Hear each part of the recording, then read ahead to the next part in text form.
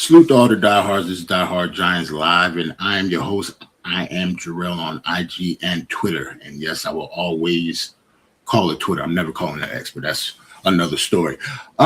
Salute everybody. Steph, Delusional, thank you for joining me. I hope everyone is happy and elated about the news late last night. Reports were shared that we got John Harbaugh. Like, we got our guy, man.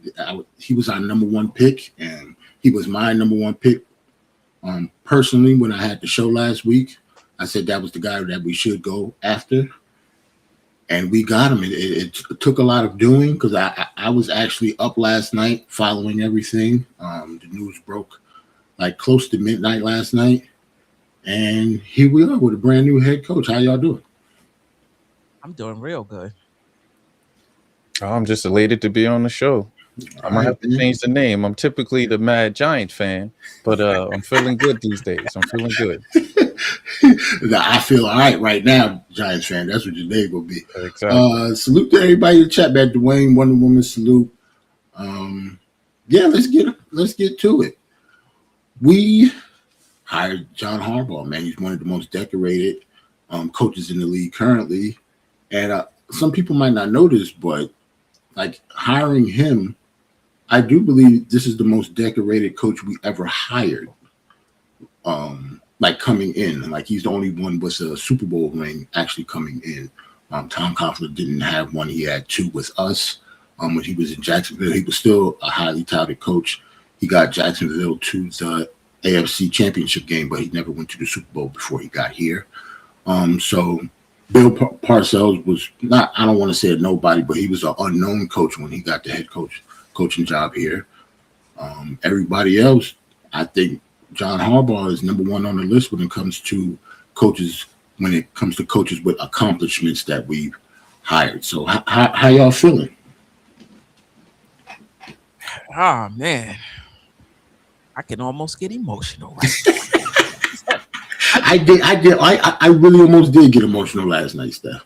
Because I feel like the Giant, like I grew up watching, LT, Bill Parcells, like that Giants organization. And I just feel like similar to the Knicks and Pat Riley and Van Gundy, we just fell off significantly.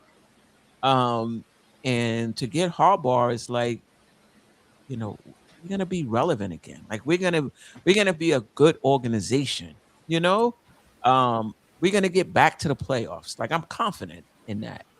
And we're gonna get back to a Super Bowl. The other thing, with the Knicks, it was Tom Thibodeau and Leon Rose. So a part of me is a little concerned about Shane still being here, but I just think Harbaugh has that cachet. Shane, Sean, whatever his name, that's not No, gonna you're right. yeah, Shane, it's not gonna get in the way of Harbaugh putting his imprint all up and down this organization, from players to staff, and then obviously what he brings. Losing, what you think, bro? Oh no, like I said, I'm elated. This is similar. We always reference basketball terms, but this is like if the Spurs got rid of the Coach Pop at a time period, and we were able to nab him. Pat Riley. Those stature. Tom Coughlin is where I grew up watching Giants football, and you saw the sternness. You saw that a leader of men. This is the type of person and the character that he is.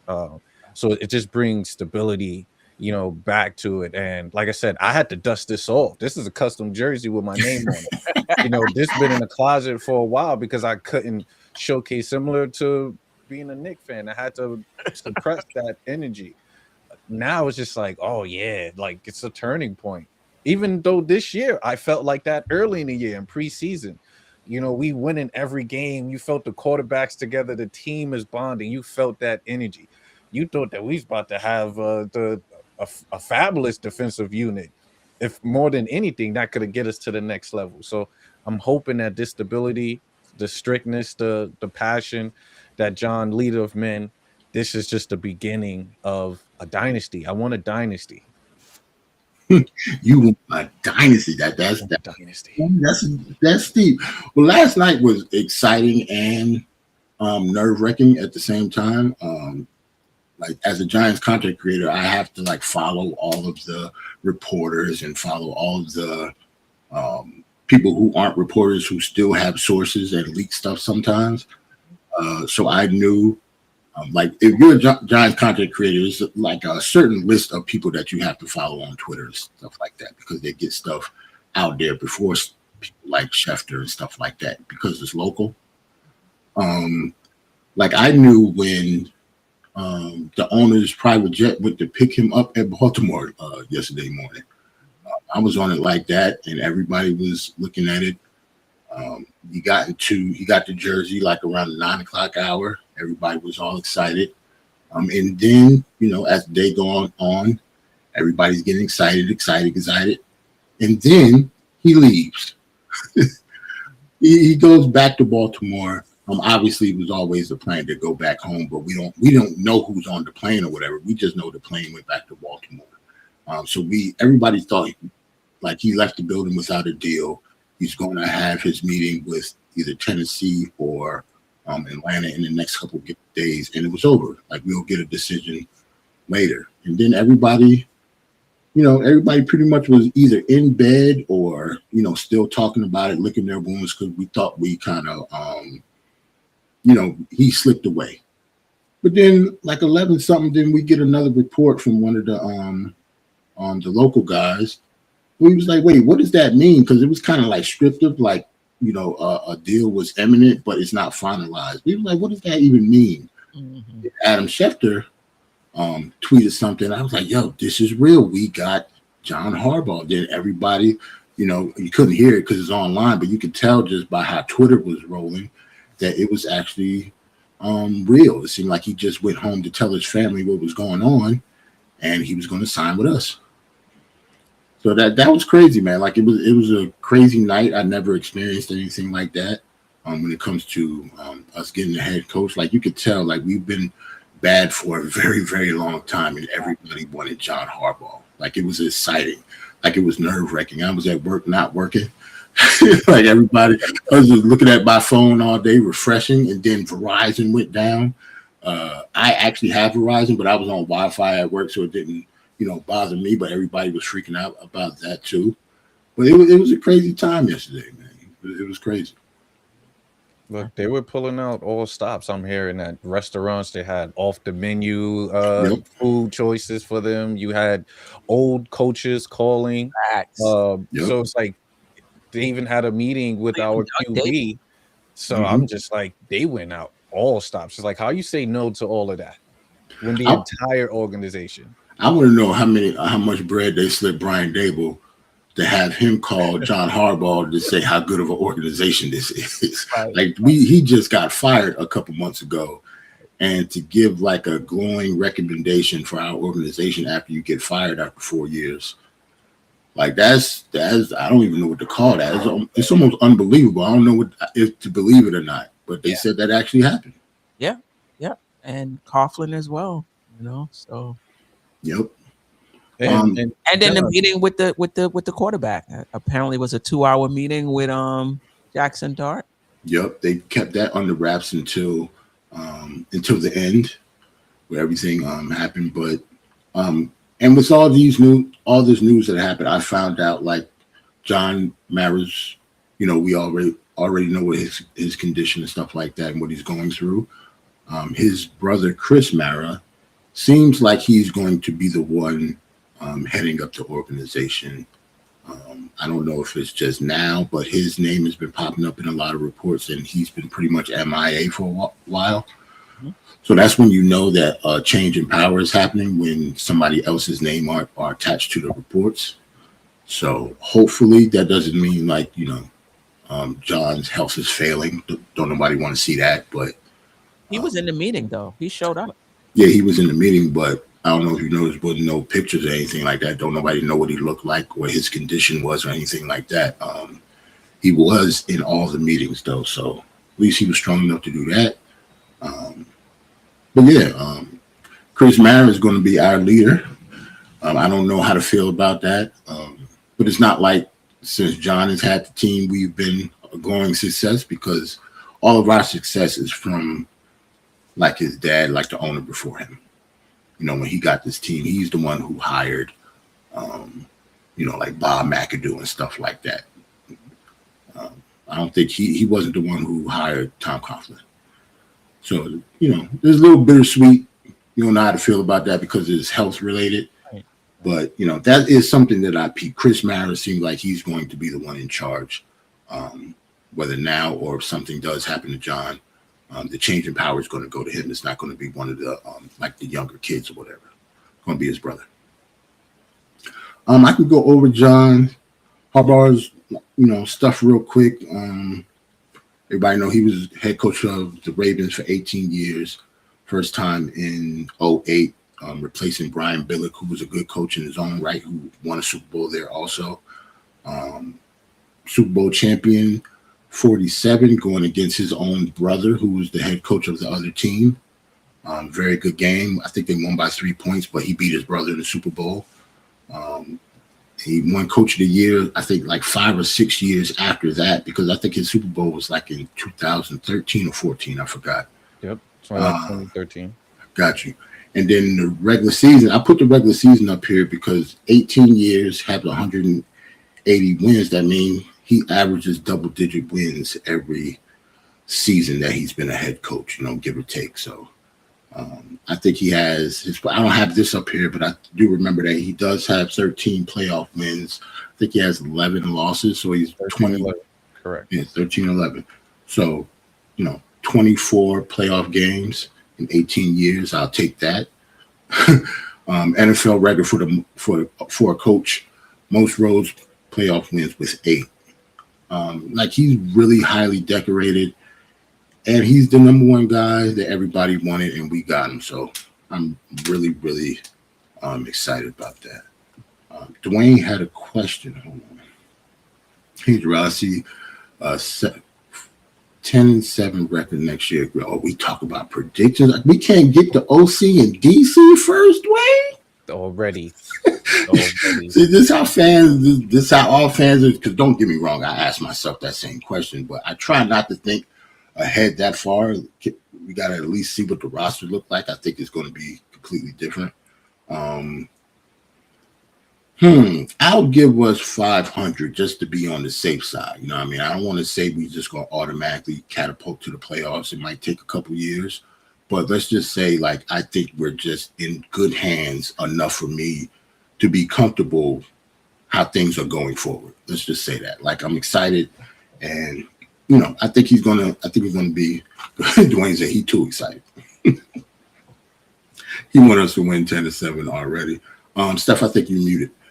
If you wanted to say something. It was Wonder Woman. The comment you just put up on Wonder Woman said, "Hope he's heavily involved with the upcoming." See, and I want to talk before we talk about the coordinators. I think I might be the bearer of bad news when it comes to that, because when it comes to the draft, I don't put the Ravens' success on John Harbaugh. They have a very, very good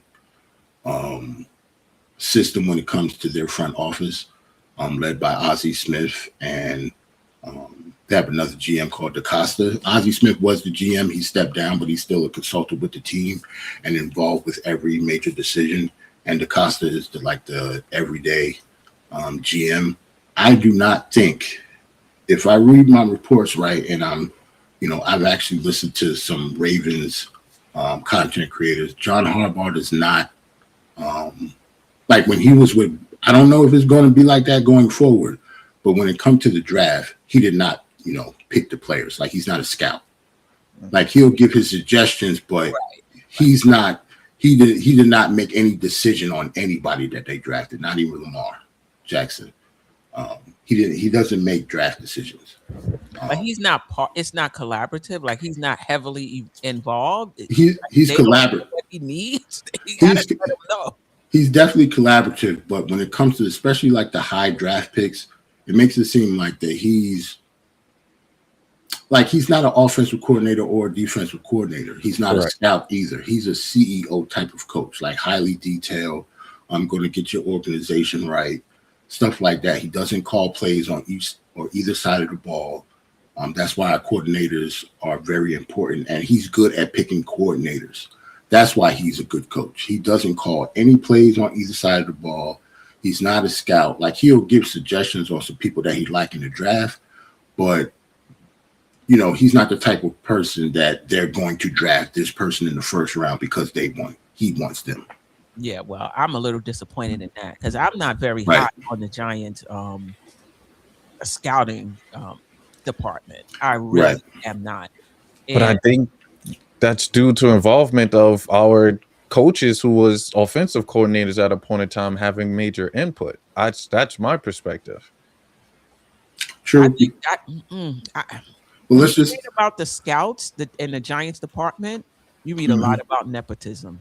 You read a lot about people, the family members coming up through the ranks, and the Giants have whiffed on. I can't tell you how many first, second, third rounders.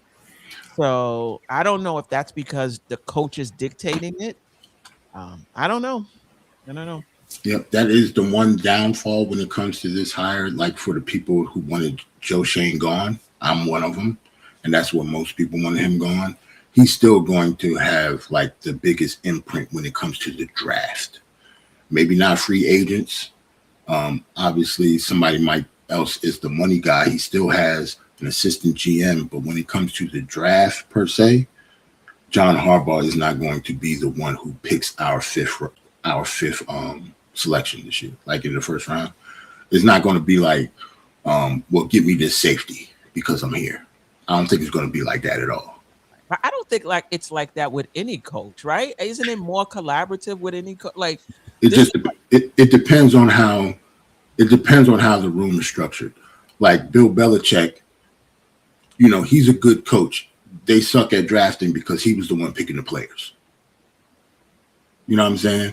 This time, like, our roster might be bad when it comes to the draft because Joe Shane picked some of the players or most of the players. But he is a collaborative type of GM because he's not the one who wanted Jackson Dart. Brian Dable is. Thank you, Dable. Thank you, Dable. So so I really don't think, but that can change. That's how it was in Baltimore.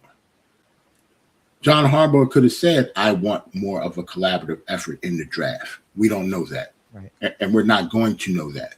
Unless, if somebody, I guarantee you one of the reporters is going to ask that question, when it comes to the draft, when it comes to free agents, because those are two completely different things.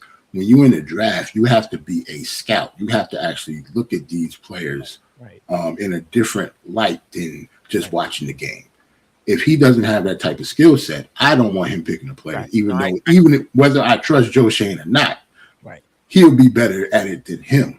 You know what I'm saying? So, but yeah, that is a downfall, though. That is very disappointing.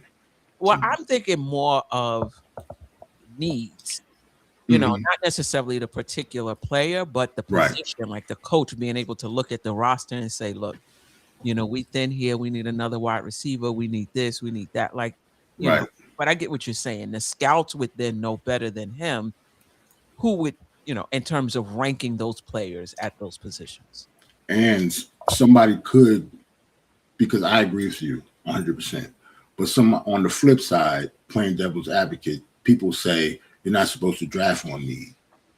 You're supposed to trust your board and pick. I understand that it sounds like BS to me too, for the most part. No, quarterback. If I'm picking in the top 5 and I need a quarterback, I don't give a damn how good the right tackle is that's on the board. If I need a quarterback.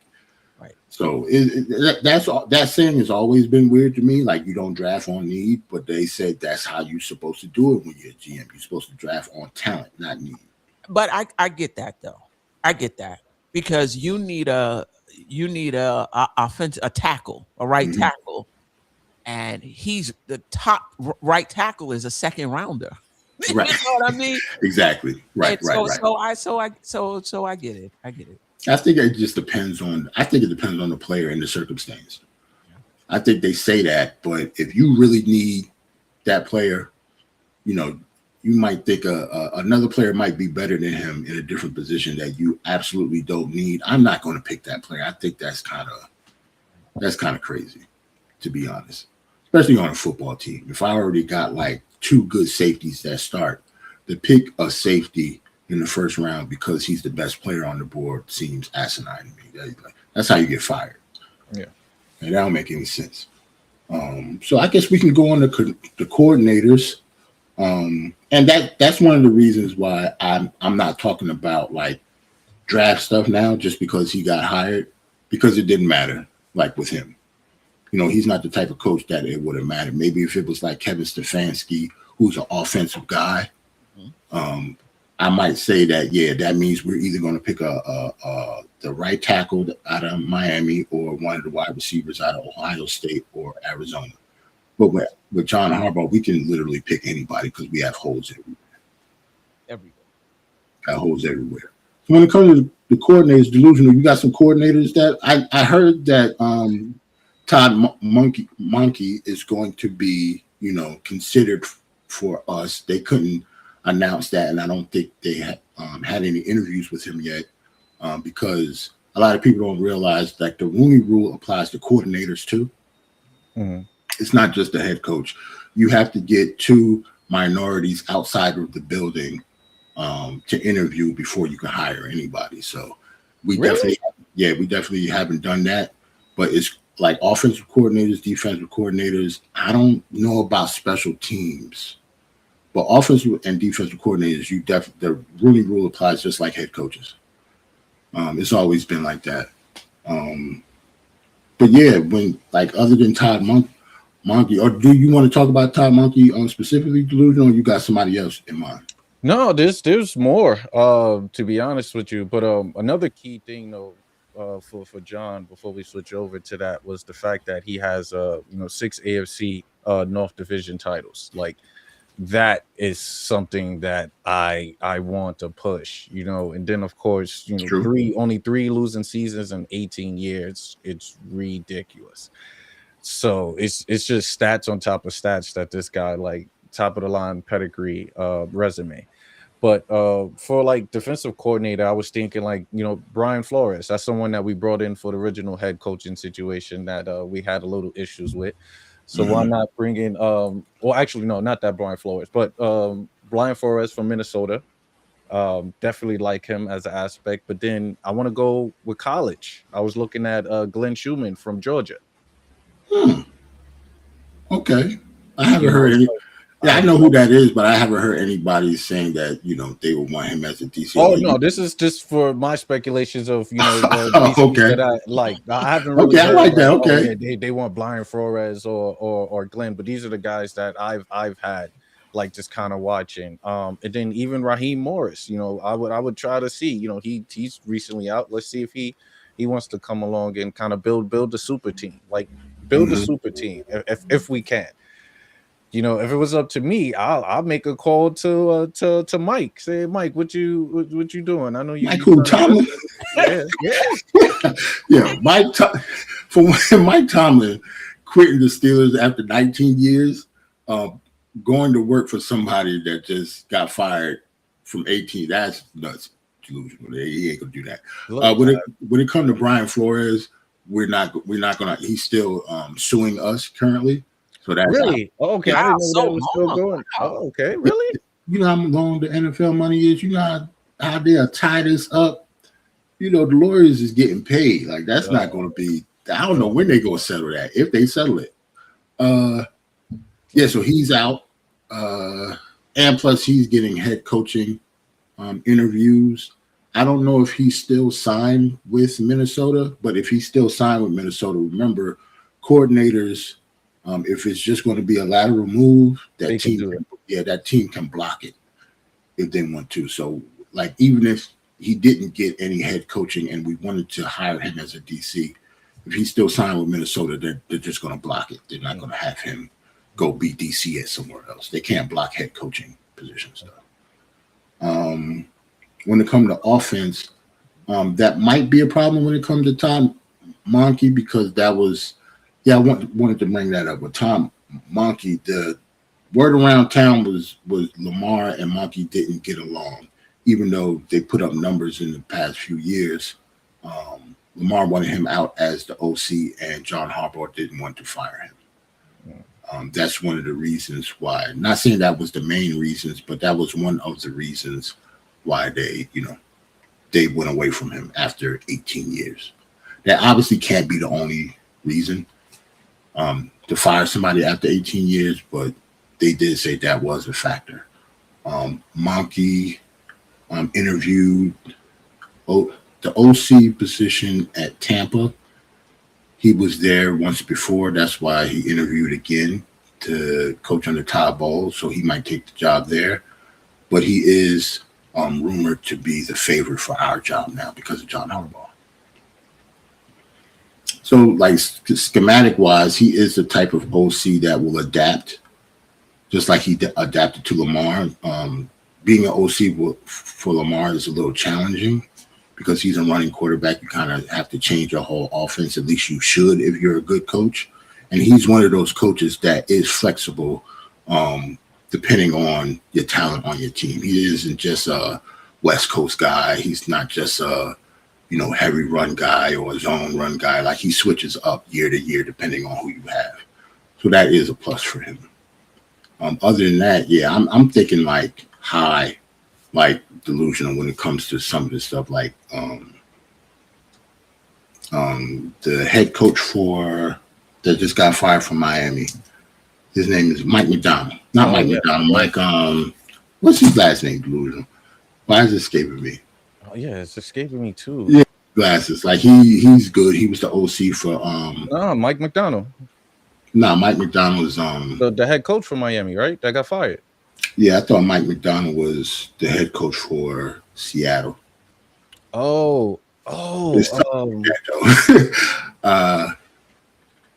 Yeah, but he's the OC. He was the OC for Shanahan for San Francisco. Mike McDaniels, thank you. Thank you, Dwayne. McDaniels. Yeah, he's excellent OC. Tried his hand at being a head coach. Two of his quarterback was getting concussed almost every year. So, and plus a lot of injuries with Miami. I actually do think he's a good coach and he might get a head coaching job. But if he doesn't, and if he doesn't go back to San Francisco, I would love him as an offensive coordinator. Very, very good, very versatile, just like Monkey. But I think he's a way better coach than Monkey is when it comes to the offensive side of the ball. Other than that, I just think they just need to pick the best guy possible. I don't think there was any more rumors when it came to DC. I think there was a rumor about not the defensive coordinator for Denver, that's Vance Joseph, but one of the guys that's under him, either the defensive passing game coordinator or something like that. One of his assistants is rumored to actually trying to become a DC himself, and Denver has like a top 5 defense for the past 4 or 5 years. So he's a big reason for that. But other than that, I don't really have any more rumors when it comes to coordinators. Okay. No, but looking up at Todd, though, I'm looking at like players that kind of flourished under him. He had Mike Evans when Tampa, yep. With Tampa, Mike had the 1,500 yards during that time period. Chris Godwin was there too at the time. Yep. Great at tight end, I think. And that's when Jameis was there when he had, I think, wasn't he there when Jameis had like the 30-30 year, I believe? Yep. He threw for 30 touchdowns and threw for 30 interceptions too. Like, that's my guy Jameis, man. And then, of course, even in his Cleveland days where he had Nick Chubbs and OBJ, like they had career years over there as well. And who was the quarterback at the time? Baker Mayfield had that career years as well too, with 3,800 yards during the air during that year. So there's optimism with his play style and what he can do. So let's just get it going with Scatterboo coming back. Malik hopefully get it going. possible, fifth pick. Well, what do we do with that? Do you get another receiver? Do you get an O-line? So, like you said, we could just build from there and go forward. So, yeah. So if we hire Tom Monkey, I'm not mad at all. Like a little concerns because of the Lamar Jackson thing, but Jackson Dart is not Lamar Jackson. With that, could be because, like you stated, coaching for Lamar is different. It's a lot of run options. He a read and run. They wanted to throw in certain situations. They went and had receivers around. They went and got receivers at a point in time so he can kind of open up the court and kind of throw it more, which he had. So that's what I'm trying to figure out. What could have been the issue with them? Because we've seen Lamar game change from when he first came to now. Honestly, I think a lot of that has to, when it comes to them losing in the playoffs, I think a lot of that has to do with Lamar Jackson. Of course, he might blame it on coaching. Gotcha. But, I watched them games. He wasn't his best self in the playoffs like a lot of other quarterbacks do. Not Eli Manning, he could be Clark Kent in the regular season, but in the playoffs, he turned into Superman. Every throw is pinpoint accurate, coming out time, and, like he's the man. I mean, a couple wobble balls still has got us there, but he still made it happen. He was getting hit at that time. He was getting hit at the same time, Drew. That was the only time he was out there throwing ducks and still. Oh no, definitely. The arm was strong enough for it to still get there. But other than that, I think that's all I got, man. There's no other news that dropped when it comes to coaching. I don't even think he hasn't signed a deal yet. That's why I don't have any money up here. But it's going to be like $100 million, right? $20 million a year. He's going to be like either the highest paid coach or one of the highest paid coaches in the league, as he should, because he's the last big fish to get a contract. So that's how it always goes. I don't know if anybody got anything else in the chat, any questions. If not, we good. That's it. I don't have anything else. No more slides. We are going with 10-7. As soon as I saw it, I put up my 10-7 on my tweet. I know you said you don't want to jump the gun. Like I said, I'm about to change my name again. I was the Mad Giant rapper. Now I'm happy. Now I'm the optimistic. Now we go in playoff Giant team right now. 10-7 will get us the division. Because division is going down. You got Washington quarterback is coming back, so let's see what they fairly look like. But the Cowboys is still looking shaky. We see what they do in the division. Philly getting knocked out. They looking for a new offensive coordinator. So it's a lot going on in our division. So this is the window, just like what they said this year for the Knicks. This is the window for us to get a title. I feel like next year is the window for the Giants to at least become back to relevancy. And get that NFC East. Yeah, after securing him, there's absolutely no more excuses. Because getting John Harbaugh means we have the best coach in the division now. Right. No disrespect to Nick Sirianni. I believe, and I'm not, I'm an Eagles hater, but I'm not hating when I say that I believe John Harbaugh is a better coach than Nick Sirianni, because I think he's a good coach too. He obviously just won the Super Bowl last year, but we got a guy that won the Super Bowl too. I think he's a better coach than Schottenheimer and Dallas, and I think he's definitely a better coach than Dan Quinn when it comes to the Commanders. I was never a big fan of him. So we got the best coach. We got a GM going into his 5th year. Yes, that extension is coming. I can already feel it because he wouldn't be here. I don't think he'll be here if that extension wasn't coming. Right. Even if it's just a 2-year extension, they're not going to have him be a lame duck going into his last year of his contract. I don't believe that. Or we never know. That could have been the stipulations of John Harbaugh's signing year. Don't. Keep Shane here, but don't extend him because I need to know how this is going to go to first. Keep the power like that. You never know. You never know. You never know what's in that contract when it comes to stuff like this, man. He has, even the stuff with the draft. That's what happened in Baltimore. He could be like, yeah, I want to be more involved with the draft now. I've been seasoning up my scouting skills and stuff like that, and want to be more of a voice. I'm just talking about the past. It could be completely changed. It'll be different. Now you never know. Like people change. Like he's in his 60s now. He's a completely different person than when he got to. Like you got to think about it. He had the same job and was in the same place for 18 years. In the NFL, that is not. That's usually not even possible. Like the stuff that, and I think people take it for granted, maybe because they're both not on their teams anymore, but the stuff that him and Tomlin did on those franchises in the same division, and that like year in and year out, one of the top divisions in the entire league, for them to stay there at 18 and 19 years is insane. Like that doesn't happen anymore. Yeah, but they had patient, front offices, but again, they showed that they were good quality coaches. Like there's nobody the Giants hired that I would have felt like they should have just let him rock. Yeah. For 8, so it's part organization. When you find your guy, you stick with your guy. And those guys, Baltimore and Pittsburgh found their guy. Hopefully the Giants have found theirs. It's easy to stay patient when you don't have no losing seasons, though, Steph. That's true. Yeah. Like Tomlin never had a losing season in 19 seasons. That is unheard. Like that is ridiculous. The fact that Jim Harbaugh only had it's crazy how John Harbaugh only had 3 in 18. Like to not have a losing season, not go below 500. He's went 500 a couple times. Don't get me wrong. So that's when the patience comes in, depending on the talent on the team. But what if your team, like you had that job for 19 years, you think the team was talented each year? Like they got to have some down periods, and he was still good enough to get them, at least a 500 and into the playoffs at least in that division. So, yeah, I'm excited.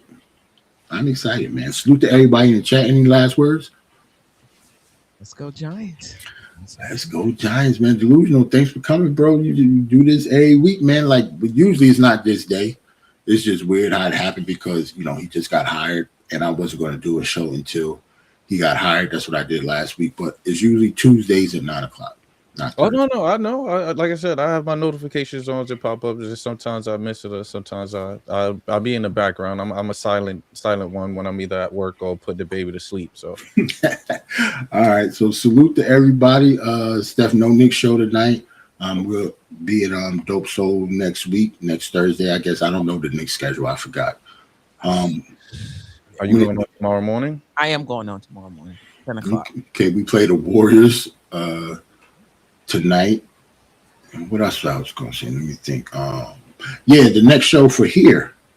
I don't know when the next show is. Maybe when we hire an OC or something crazy happens, because I don't want to do a whole show just because that man contract came out. Y'all don't care about that.